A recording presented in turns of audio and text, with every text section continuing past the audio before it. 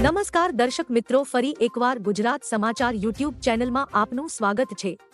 વાત કરીએ આજના સમાચારની તો કોરોનાના 322 જેટલા કેસ નોંધાયા। Ministry of health and family વેલફેરની વેબસાઇટ મુજબ દેશમાં છેલ્લા 24 કલાકમાં કોરોનાના 322 કેસ નોંધાયા છે। કેરળમાં સૌથી વધુ 128 કેસ મળ્યા છે। કર્ણાટકમાં 9, દિલ્હીમાં 16, તેલંગાણામાં 11, ગુજરાતમાં 10, ગોવામાં 8, આંધ્રપ્રદેશ અને તમિલનાડુમાં 6, છત્તીસગઢમાં 3, રાજસ્થાનમાં 1 કેસ નોંધાયા છે। તેમજ કેરળમાં કોરોનાથી એક વ્યક્તિનું મૃત્યુ થયું છે। ત્યારબાદ નવું વાવાઝોડું આવી રહ્યો છે। અંબાલાલ પટેલે જણાવ્યું છે કે જાન્યુઆરીના અંતમાં વાવાઝોડું આવવાનું છે। ભૂમધ્ય સાગરમાં ચક્રવાત સર્જાયું છે, જેની ભારતના પશ્ચિમી ભાગ ઉપર અસર થશે।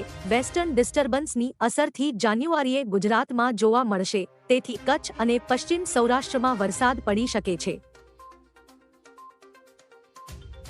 અન્ય વિસ્તારોમાં વાદળછાયું વાતાવરણ રહી શકે છે।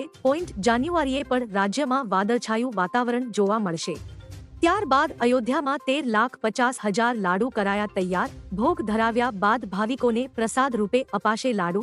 રામ મંદિરમાં રામ લલ્લાની પ્રાણ પ્રતિષ્ઠા માટે આમંત્રણને લઈને કોંગ્રેસમાં બે ભાગ પડી ગયા છે।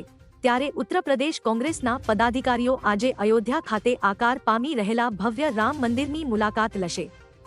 કોંગ્રેસના કેન્દ્રીય નેતાઓએ રામ લલ્લાની પ્રાણ પ્રતિષ્ઠાથી અંતર રાખીને આ મુદ્દો વ્યક્તિગત આસ્થા અને લાગણી પર છોડવામાં આવ્યો છે। ત્યારે ઉત્તર પ્રદેશ કોંગ્રેસના પદાધિકારીઓ રામ મંદિરની મુલાકાત લઈને એક નવો સંદેશ। ત્યારબાદ હવે પોલીસ ખોટી રીતે હેરાન કરે તો ગુજરાતમાં પોલીસ વિરુદ્ધ ફરિયાદ કરવા માટે નંબર જાહેર કરવામાં આવ્યો છે। જો કોઈએ ફરિયાદ કરવી હોય તો 14,449 નંબર ડાયલ કરવાનો રહેશે। ફરિયાદ સામે 24 કલાકમાં પગલાં લેવા છે। પોલીસ સામે થયેલી ફરિયાદનો દર મહિને રિવ્યૂ થશે। આવનારા 15 દિવસમાં આ હેલ્પલાઇન નંબર એક્ટિવ પણ થઈ જશે। આ માહિતી રાજ્ય સરકારે એચસીમાં આપી છે। એચસીના ગત આદેશ મુજબ આજે સરકારે એફિડેવિટ પર પોલીસ સામે ફરિયાદ નોંધવા માટે આ નંબર આપ્યો હતો।